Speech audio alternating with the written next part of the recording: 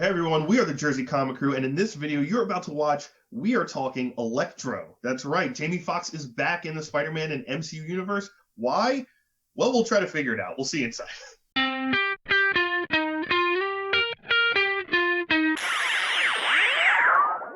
Hey everyone, we are doing the Jamie Foxx talk right now. We have to talk about Spider-Man. We have to talk about this MCU stuff, Rob. As you know, I posted this kind of right when it came out, and even in the description, I was like, yeah, I don't know what's going on. We got to talk about this. I have a couple theories, but I wanted to get your initial reaction, Rob, and see kind of when you heard this news, what was your just gut reaction of this type of news and kind of a weird timing? So this news of Jamie Foxx coming back to the MCU, and me seeing that news, my first reaction was, "Huh? What? This is what? Okay." Now thinking more about it, I'm like, okay, that's cool. I like Jamie Foxx. You know, he's a great actor. Him being Electro, I think would be cool. Him being blue and the way they used him in that movie was not necessarily good. I don't think I would have a problem with him being blue if they used him right. But the blue didn't help. The blue didn't help. No. Now we kind of get into the why of this situation, right? And then the whole, does this confirm a multiverse theory? Does it not? Guys, you know, there's a Spider-Man there, right? And now there's a Spider-Man here. They're two separate Spider-Mans. It's fine. There could be an Electro in this universe who just so happens to look very similar to that other Electro from the other movie universe. That's fine. I think people are reading too much into this is the same Electro coming in from this other universe. He could just be coming back as Electro in this character, right? Now, the whole idea of parallel worlds, you know, oh, this might be Spider-Verse. I don't think this is confirmed Spider-Verse. I think we take that idea, throw it out. Right? To me, this is like, oh, we have an actor who could play this character people are familiar with. Let's get it again. And even if they were to introduce Spider-Verse down the road and they see all this other stuff, when you transfer to other dimensions in most science fiction, right? A lot of things look the same or similar, right?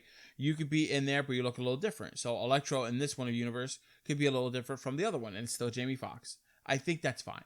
I think this is more building up towards, guys, the Sinister Six. We've been seeing the eggshells dropped here and there.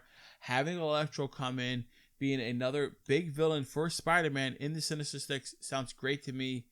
He posted a tweet online saying, guys, I can't wait to talk about new Marvel properties. I'm excited. And don't worry, I won't be blue this time. And he deleted it real quick because he probably got yelled at, right? Yeah. Because maybe he would be a voice actor for, you know, the animation side because they're doing a lot more animation. I think he's coming back as a villain in the next Spider-Man movie. I don't think he's going to be a main villain. I think they're going to just drop him because they've dropped Scorpion, right? They dropped him a little quick. They dropped the Tinkerer, who could be in the Sinister Six. Like all these little things. He could just have a cameo. I'm really excited for this. I think it's going to be great. I like Jamie Foxx as an actor. I like Electro as a villain. I like the possibility of him being either a main villain, a sub-villain, or just the name drop for the Sinister Six. I'm excited. So I think it's cool. Do I think this is world breaking? No. I don't think it's world. I think we need to calm down a little bit. Absolutely. I wanted to hear your theories. I'm sure we are aligned on a lot of this. Yeah, I agree with you 150% on this one. I think people need to calm the hell down because, you know, everyone just looks at what was previously done and assumes for some reason that that's what they're going to do. When has the MCU or Kevin Feige or Marvel ever done anything that bad? Right? Like, not even like Thor: The Dark World and some of the movies that we don't like as much as the other MCU movies have done. I also want to stay on the record before you get into. I don't dislike that movie. I just don't. It wasn't done well. I like that whole universe. I like what they did. That's a contradiction, but okay. I don't dislike it, but it wasn't done well. Yeah, like it's enjoyable, but it's not good. I think it's a terrible movie. As far as Amazing Spider-Man 2 goes, I think it was terrible. Was it enjoyable to watch for you? Not really. Okay. I was very upset with a lot of it. They tried to throw in Death of Gwen Stacy with Electro and really terrible. I got so upset when that happened. I legit was even worse than Electro was Harry Osborn. My God. That was a crapshoot. The best part about that movie was the possibility of Felicia Hardy, the Black Cat, was in that movie as a cameo. But anyway, so yeah, we know he's not going to be blue already. So calm down. Number one. Two, Jamie Foxx, yes, is a great actor. And when you give him a script that has better writing and has better connectivity and fleshes his, strengths out as an actor and all this stuff, you're going to get a better performance, right? You're going to get better storylines, you're going to get better tie-ins, all this stuff. I don't think it's Spider-Verse either, Rob. I think that is going to be completely Sony's prerogative with their animated universe. And they don't even need to have Spider-Verse in the main MCU. No. And as much as I would love to see Tobey Maguire just like cameo, I'm totally fine with the animated side. I think this is Sinister Six hands down, and I think we have 5 out of the 6 already we've seen in film. Who have we seen? Who are the 5 out of the 6, Chris, that we have seen? Yeah, so we have Vulture. Obviously, we have Batman Vulture. Michael Keaton Keaton, one of the greatest reveals and twists. It was so good, phenomenal. We have Mysterio, obviously. Yes, he's still alive. I don't think he's dead. I don't think he's dead. Yeah, we don't think he's dead. I think he's still alive. I'm with you. But there's also in the comics, there's like 3 Mysterios. Yeah, that's something I keep forgetting was a thing. Like somebody else takes up the mantle, and they're just as dangerous as the previous, if not more so. Exactly. And yeah, with different styles, right? So we have Mysterio, we have Vulture, we have Matt Gargan, the Scorpion, which you mentioned earlier. We saw him in the prison scene at the end of the first movie trying to get the identity of Spider-Man from the Vulture. Yep, and he has like that scorpion tattoo on his neck that kind of gives that away. We have Shocker, which was Shocker in briefly. The first movie as well, who worked for Vulture. The first one died quickly. And then the other guy like kind of took it and modified the Shocker gloves. Mm-hmm. I don't know if we'll see that awesome like golden yellow. Dude, I love with the embroidery. I love suit. That costume so much. I love that costume. I remember playing the Spider-Man 2 game. So good. From PlayStation 2, and you had to fight him, and it was so cool. So great. And then there had that little level in the new Spider-Man game just because. Oh, yeah, that was so cool. But I would love to see that type of Shocker. And number 5 would be obviously Electro. Yeah. And which, seems like obviously that's happening. And then number 6 would be the leader of the Sinister Six himself, Otto Octavius. Which we have not seen. Since Spider-Man 2 with Tobey Maguire. Alfred Molina, I thought, was phenomenal. He was phenomenal, that. Best line of that movie, when he figures out, at the end, that Peter's Spider-Man, and he goes, brilliant but lazy. Like, he just gets it, immediately connects all the dots. Oh, such a great movie. That was so good. I forgot about that line. I love Otto Octavius. We've seen a lot of Otto lately. Even recently in the comics, right, Rob? With how he took over Spider-Man's mind. Yeah, we saw that. Was that recent? That was a while ago, I thought. It was a while ago, but it's in recent comic history. That movie, that Otto has kind of been upped on the level of Green Goblin as one of Peter's biggest villains. And then he's also currently Dr. Octopus, the superior Spider-Man. He took over Peter Parker's body and he's becoming a good guy, right? It's a clone body thing. Yes. Spider-Man and clone. It's a weird thing. Don't worry. We'll talk about that another day. That's another hour video in itself. But like, we saw him predominantly in the video game. He was a huge role. There you go. So the video game, somewhat in the comics, in TV, he could make a resurgence. The hardest thing to do, I think Marvel has, and they've been doing such a good do, is casting. Casting the perfect Doc Ock, especially with Doc Ock from the second movie. And that's probably the holy grail of the Trinity movies from the original Spider-Man. Yeah. That nobody has any arguments with Doc Ock's portrayal and his acting, his casting. Or Green Goblin. What do you mean? Willem Dafoe.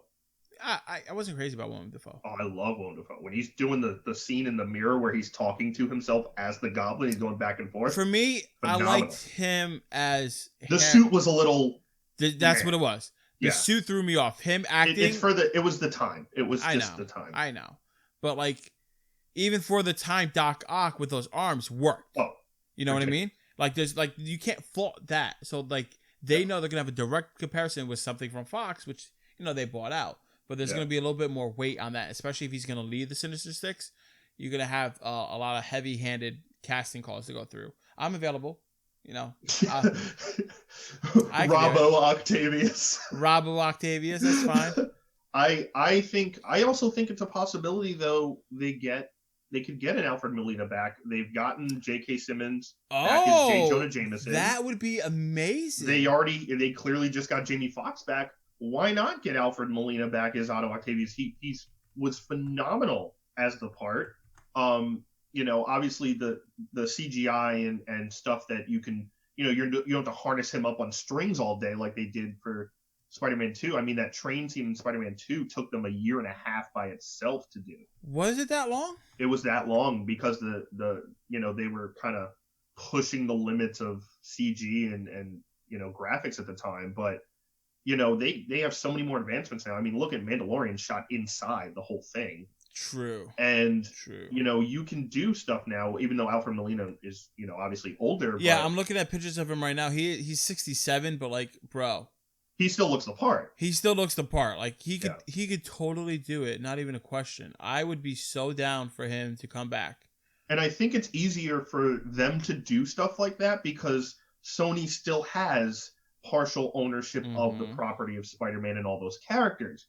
So it's a lot easier for them to go back into their vault and say, we're bringing Alfred Molina back. We're bringing J.K. Simmons. We're bringing, Jamie Foxx because they already worked for Sony in that way. And that fan service, right? Yeah. The fan service that movie will bring, dude, when J.K. Simmons came back, I know me and Chris lost, the world lost it.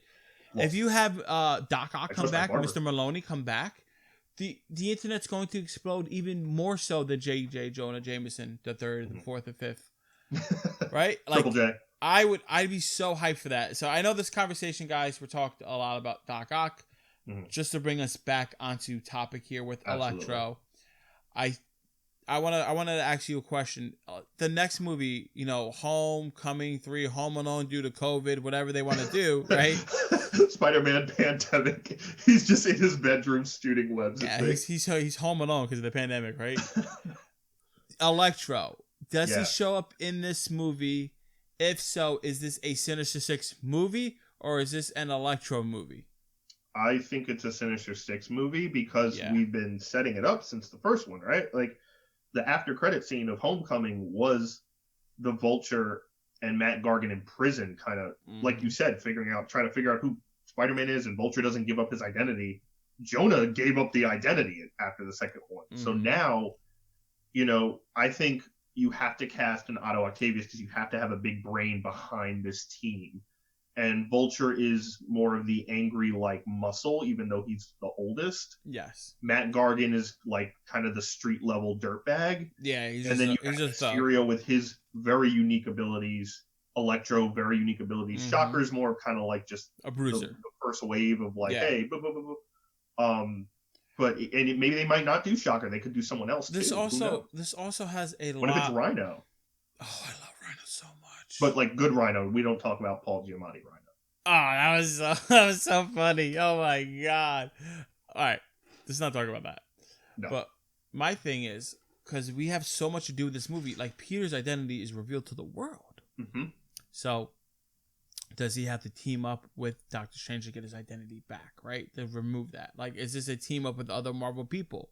Like, there's also been rumors that Venom is going to cross over somehow with Spider-Man. Is it in this movie to help him? Is Venom part of the Sinister Six as a job to do something? It doesn't seem to fit in the character that we have set up for Venom. I know there's just so much open in the air, and I think it all relies on what happens after Doctor Strange. I think Doctor Strange is going to be such an important movie to set the tone for the rest of us. It's almost unfair for us to make judgment calls and speculations of what's going to happen in Spider-Man because the entire world could change because of that, right?